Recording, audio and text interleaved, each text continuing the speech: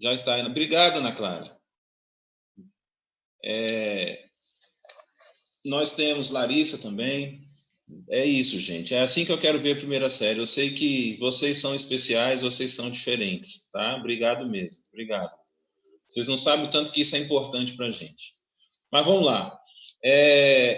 Nós vamos começar, então, o neocolonialismo e a constituição da antropologia, mas eu queria fazer uma pequena revisão, tá? E até mesmo porque já tem um tempinho que nós estudamos, né? E eu sei que, né, nós temos um caso específico, a Ana Clara chegou depois, mas eu vou já fazer uma revisão, né?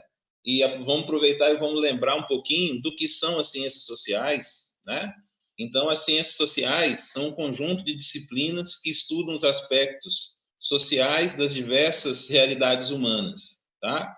Então, elas têm como objeto de estudo tudo que diz respeito às culturas humanas, sua história, suas realizações, seus modos de vida e seus comportamentos individuais e sociais. Ajudam a identificar e compreender os diferentes grupos sociais. Então, quando começou o ano, né, de 2020, uma das primeiras coisas foi entender o que são as ciências sociais. Nós fizemos isso no início do ano e agora nós estamos fazendo uma revisão, tá? Então, tudo aquilo que está associado, né, são 4 disciplinas científicas que estudam os aspectos sociais, tá, nas suas particularidades, tá, no seu campo. Quais são esses campos?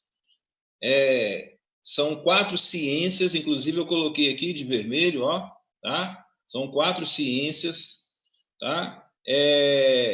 Essas ciências, então, quais são? Sociologia, antropologia, ciência política e economia.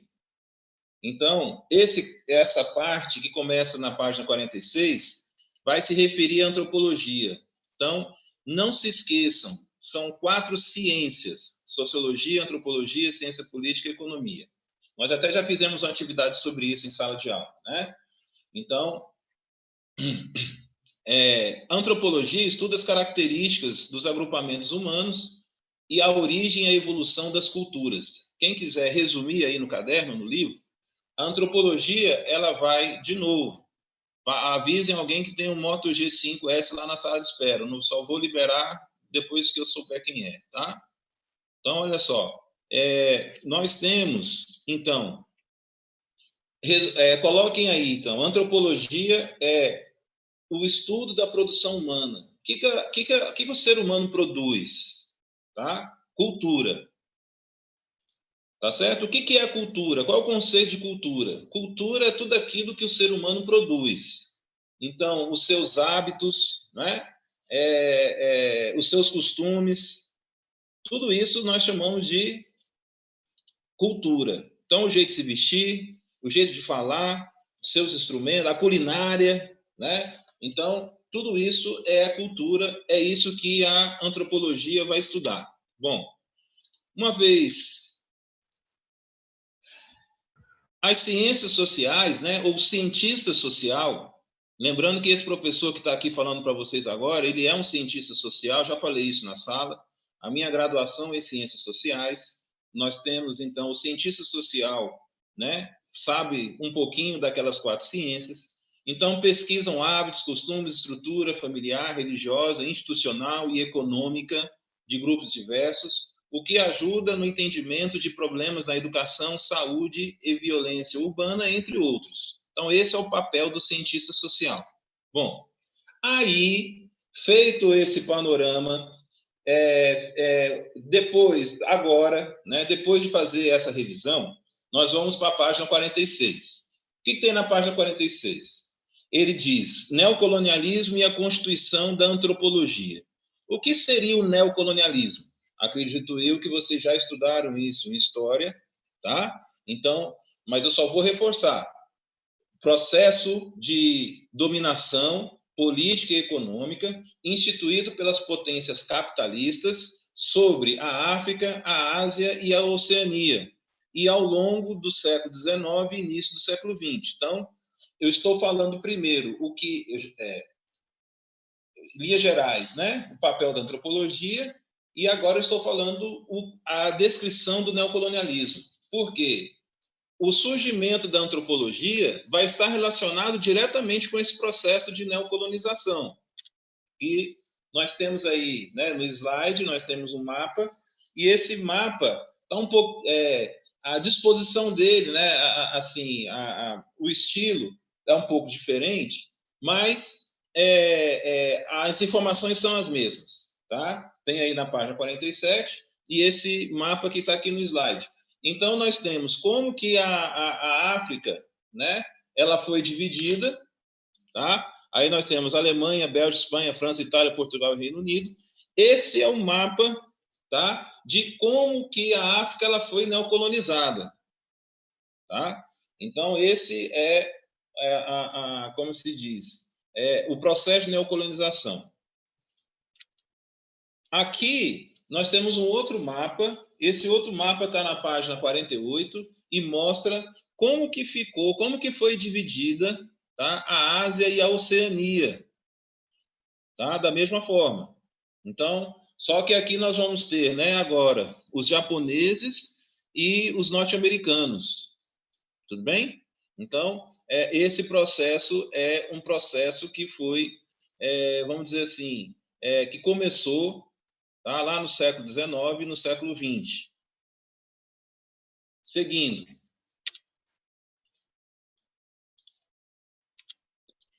E o surgimento da antropologia? Tá? Então, durante a ocupação dos territórios, os neocolonizadores defrontaram-se com algumas características culturais diferentes das que conheciam. Tá? Então, por exemplo, quando os europeus chegaram nesses continentes, eles encontraram uma realidade muito distinta, práticas, características muito distintas daquelas praticadas e encontradas na Europa. Exemplo, poligamia, rivalidades tribais, analfabetismo quase que generalizado, rituais religiosos diversos, entre outros. Então, eles acharam muito estranho aquilo dali.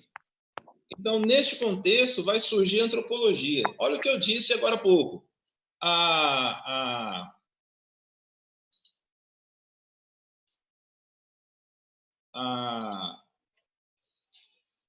antropologia, então, ela vai ter esse papel de estudar a cultura.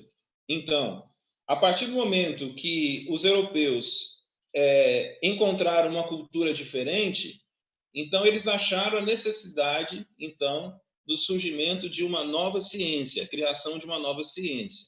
Essa ciência ela é chamada de ciência da alteridade, antropologia, tá? Então, estudar o outro, mas estudar o outro não com os nossos olhos, né? Uma metáfora, mas estudar essa cultura do jeito que ela é, ou do jeito que ela tem que ser, reconhecendo as suas características. Porque se a gente estudar uma cultura com os nossos olhos, irão acontecer alguns probleminhas que eu vou comentar daqui a pouco. Então, qual que é o objetivo da antropologia? Estudar as particularidades, né, de sociedades e grupos sociais que fossem diferentes das europeias da época. Tá? Então, estudar com olhos diferentes, estudar culturas diferentes da europeia, mas observando o quê? A sua particularidade. Então, em linhas gerais, a antropologia estuda e analisa costumes, hábitos, mitos, crenças e aspectos físicos, tá? Antropologia física, dos diferentes povos. Esse conceito está na página 49. Tá? E depois também eu vou enviar esse slide para vocês, tá? Mas só para quem está aí acompanhando com o livro, tá na página 49. Qual que é a função básica, né, da antropologia? Estudar diversidade social, cultural e biológica dos povos. Tá? Então, nós temos aqui, então, uma função básica.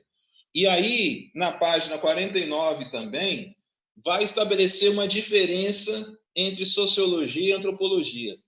Essa parte da aula é extremamente importante, porque um dos objetivos dessa aula é mostrar para vocês que existe uma diferença entre sociologia e antropologia.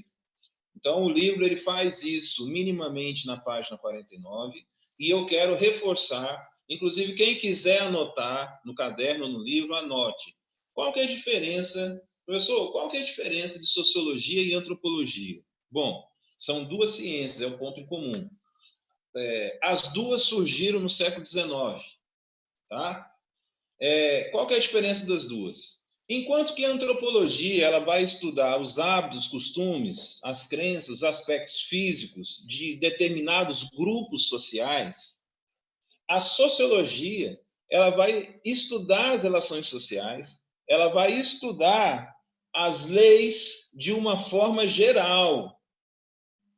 Então, de novo, a antropologia ela vai estudar as características dos grupos, vai estudar as culturas. O que é uma cultura? Cultura são características, hábitos, costumes de um determinado grupo. Tá? Então, a antropologia vai estudar as características desse grupo. E a sociologia ela vai estudar como que ocorrem essas relações sociais entre esses grupos, e a sociologia vai estabelecer leis gerais que caracterizam uma determinada sociedade. Então, se a antropologia vai estudar pequenos grupos, vai estudar as culturas desses grupos, a sociologia vai estudar o somatório desses grupos. Ok, gente? Vocês estão me entendendo? Mande um ok aí para mim, por favor. Beleza. Alguém tem alguma dúvida? Então tá. Seguindo, então. Só antes de seguir, por favor, tá? Por favor, não se esqueçam da diferença dessas duas ciências, sociologia e antropologia. Tem aluno que, às vezes, pode fazer confusão, tá? Bom, um outro ponto específico da aula, outro ponto importante da aula, que vai estar lá na página 50, é a questão do etnocentrismo. Tá? Do etnocentrismo. Então, qual o conceito, professor, de etnocentrismo? Então, trabalhando etimologicamente, tá? A palavra, eu tenho etno, vem de etnia, e centrismo vem de centro. Então, o que seria o etnocentrismo? É um conceito antropológico, segundo o qual a visão ou avaliação que um indivíduo ou grupo de pessoas faz de um outro grupo social, diferente, né, do seu, é apenas baseada nos valores, referências e padrões adotados pelo grupo social a qual o próprio indivíduo ou grupo fazem parte. Resumindo, o que é o etnocentrismo? É quando o meu grupo ou a minha cultura analisa uma outra cultura e descaracteriza, menospreza, hierarquiza, de tal forma que a minha cultura ela é mais importante do que a outra cultura que eu estou estudando. Isso chama-se etnocentrismo. Então, é um conceito antropológico onde um grupo ou uma pessoa se coloca no centro e, a partir daí, outros grupos e outras pessoas são desvalorizadas. Vou dar um exemplo. O que aconteceu no Holocausto, na Alemanha, com Hitler? Um exemplo de etnocentrismo. Tá? Então, nós tivemos o quê? Nós tivemos o Hitler chega no poder e cria um conceito de raça ariana, raça pura, e, a partir dali, todas as pessoas que não se identificavam, que não tinham as características, foi, né, praticamente que limada da sociedade. Isso é um exemplo de etnocentrismo. Outro exemplo, tem algumas pessoas que têm o hábito de sempre falar assim, não, eu estou certo, mas o fulano está errado.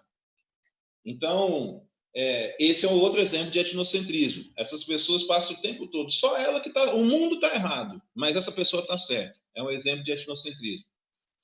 E um outro exemplo de etnocentrismo, né, é quando a gente analisa, tá, outras culturas. Então, por exemplo, a gente pode achar que a cultura baiana ela é melhor do que a cultura do Piauí. Isso é etnocentrismo. Fala, Everton.